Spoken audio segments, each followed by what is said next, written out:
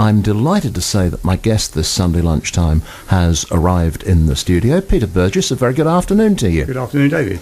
It's lovely to see you. Now, you're here to tell us all about the Wealden Cave and Mine Society. That's correct. And come on, tell us all about the society. Well, we've been around for quite a while now. I think the first members got together in 1967. I didn't get involved till some years later, 79, and that was a result of a story in the Surrey Mirror. Some of the members had been exploring some old abandoned holes around the back of some of the shops in Reigate, and they were keen to do something to save them, get the council involved maybe, because a lot of it was under council property. And I saw this, we rang up the contact number, and I haven't looked back since. Fantastic. And tell us about what the society gets up to nowadays in the 21st century. Well, we have many interests as a group. I mean, the name reflects obviously two major ones. We have a lot of people who are very keen on exploring natural caves. They can't do that around here. They need to go away to places like Somerset and South Wales, primarily, where you find these large, impressive, natural, thousands-of-year-old limestone caves with streams and stalactites and what have you. But the mine element is very much reflects what our local interests are, because there are a lot of unknown and long-lost underground sites, all dug out primarily for stone or sand or minerals in this area of East Surrey. That surprises a lot of people. It's an absolutely fascinating thought that there's so much going on under our very feet. Perhaps, Peter, we can talk a bit about the local mine systems after this. It's David J. in for Chris Mitchell, and my guest this afternoon, Peter Burgess of the Wealden Cave and Mine Society. Got it right this time. So, Peter, tell us about these various local mine systems. Okay, well, they fall broadly into two categories. There's some very old medieval workings right along the North Downs from Brockham right through to Godstone, and these are originally building stone quarries. They were located underground, like they were mined out rather like a coal seam. And that stone, well, we now know the Romans were working it, but the main part of its history was medieval times, and the stone was taken up to London and used in such places as St Paul's Cathedral and Westminster Abbey and all the prestigious buildings you can imagine that would have been built at that time. But the other area, a little bit further to the south of that, is in the Reigate sand beds. The whole of Reigate town centre is built on this stuff. It's still quarried in large open pits out in the countryside around here, but originally it was dug from caves within the towns and villages of the area, and a lot of the ones in Reigate still survive, dating back, some of them maybe to the 1700s. I believe a cave was found recently when they were establishing the foundations of a new restaurant. Yes, it was rediscovered. It was last known about in the 1920s, and this development came across this cave, which had been sealed up since that time, and it got into the local newspaper and even onto the BBC website, I believe. There's a little story there about it. So essentially it's caves that became mines. No, these are...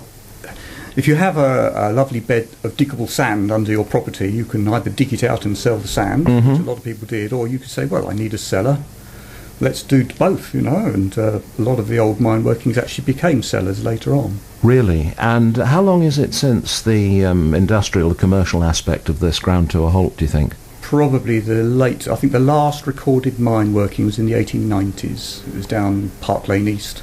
Really? And it was owned by the people who lived in the Priory, and then mentioned in mining records as running a little sand mine there with 2 or 3 people working there. It's fascinating to think of all that going on. Now, we must take an ad break, and more from Peter Burgess after that.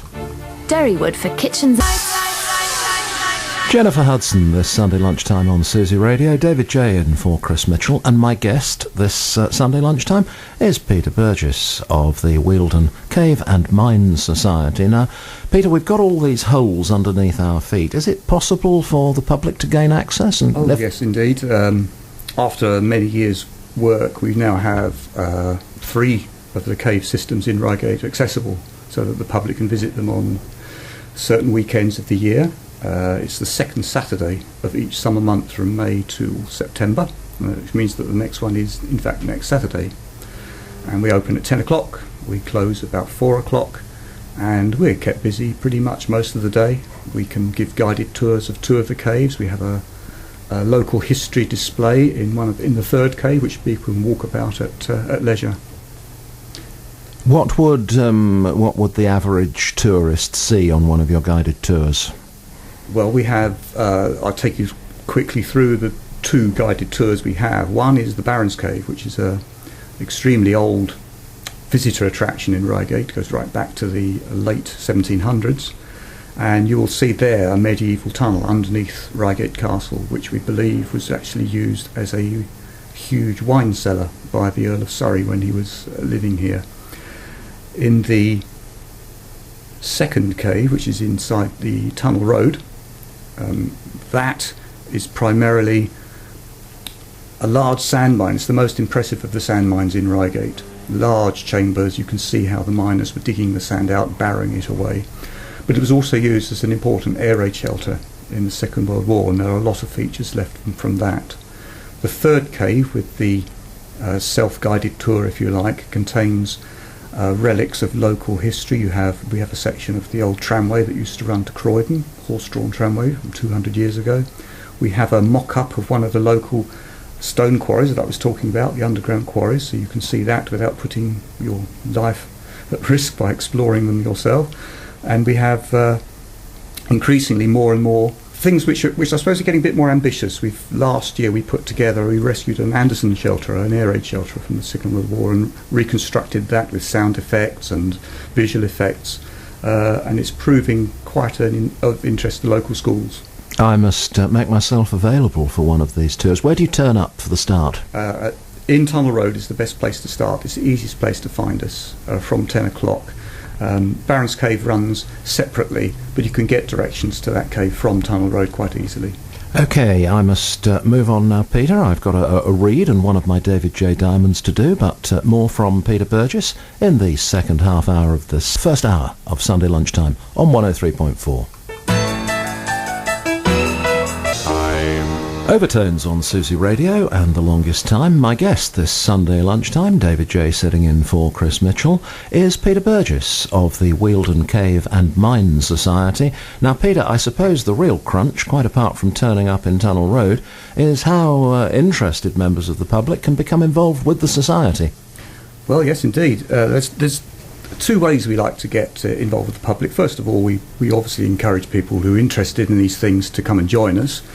And the best way to get in touch and to actually meet us is to come along to one of our open days. There's absolutely no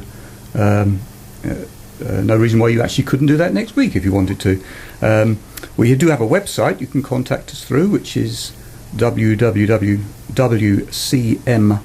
for Wealden Cave and Mine Society.org.uk, and you'll find contact details there.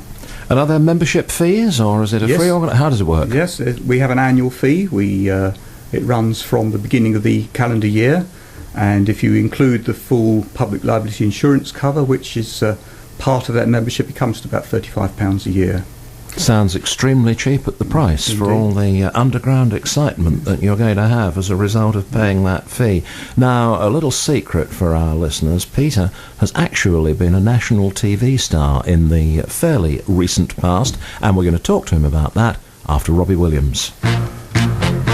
My guest on Susy this Sunday lunchtime is Peter Burgess. And Peter, before we go to that national experience of yours on BBC Two, there is another way in which the public can become involved with the society. Oh yes, of course. There are obviously a lot of people living in this area. Many of them will have features in their property which may be of some concern to them. They may know that there's a cave there, or heard that there is one, or an old mine working, or there's a curious bump in the lawn or whatever. And people are welcome to get in touch for our opinion, to come and have a look at them. Obviously, the contact details again through the website, which I mentioned earlier. Excellent. I know that where I am, down in South Reigate on Cockshot Hill, there's bright yellow sand about 6 inches underneath the soil. It's extraordinary. And some of the cracks in it are doing the houses no good. I tell you that as well. Anyway, the story of Peter Burgess and the programme on BBC Two with a famous national figure after this.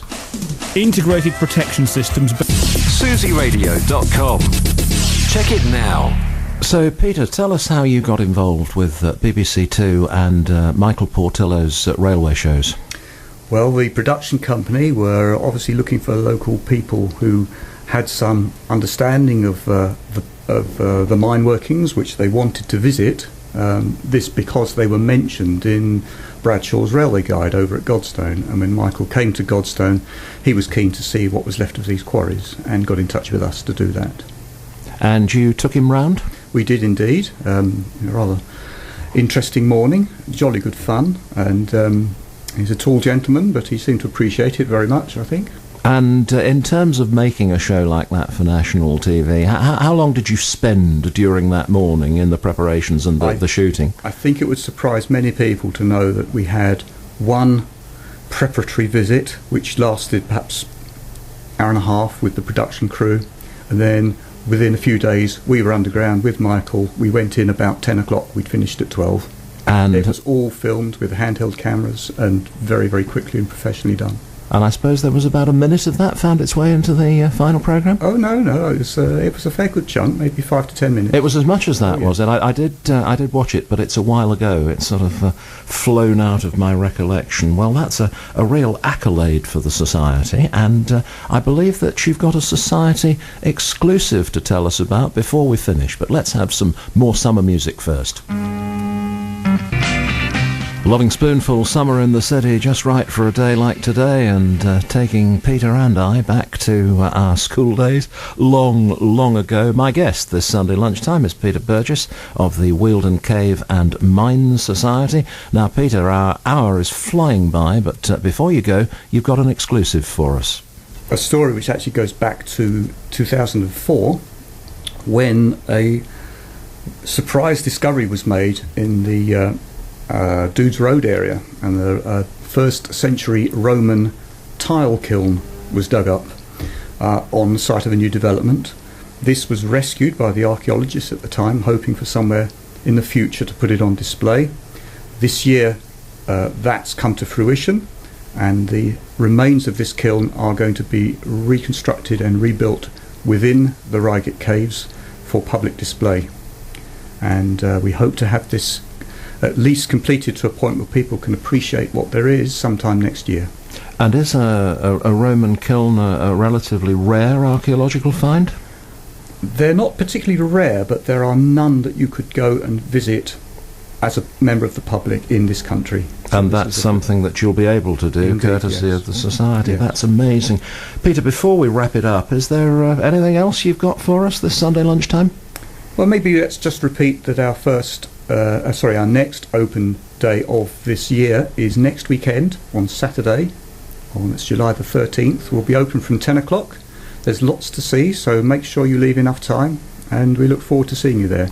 Peter Burgess of the Wealden Cave and Mine Society, thank you very much.